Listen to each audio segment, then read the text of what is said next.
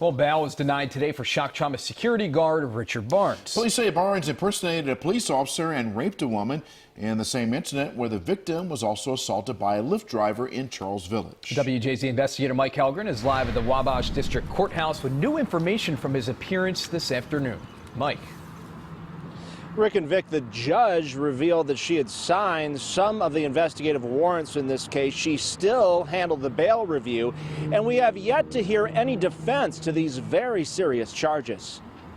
Shock trauma security guard Richard Barnes pleaded to the judge, saying, "I need to be home with my family." But the court ordered him held without bail, calling him a danger to the community after allegations Barnes posed as a police officer and raped a woman in Charles Village.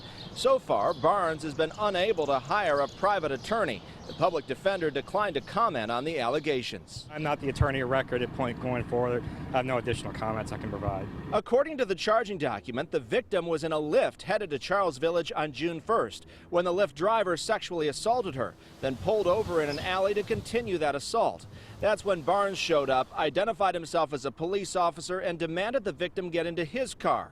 Police say Barnes then drove the victim to another location and raped her. No, other than what was said in court. The person who did this is still a person who has caused trauma to this victim. Police failed to mention the Lyft driver at a press conference earlier this week, and since then have refused to publicly talk about the case. They will not say why the Lyft driver has not been charged. Lyft deactivated that driver.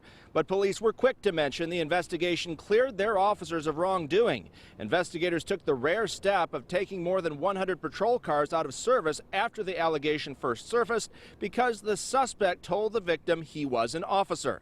The prosecutor said in court, the facts in this case are horrific, and the state is asking the defendant be held without bail to protect the victim and the public.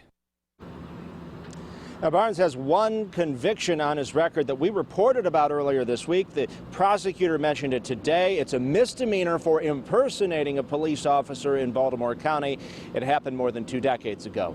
Reporting live at Wabash District Court, Mike Helgren, WJZ.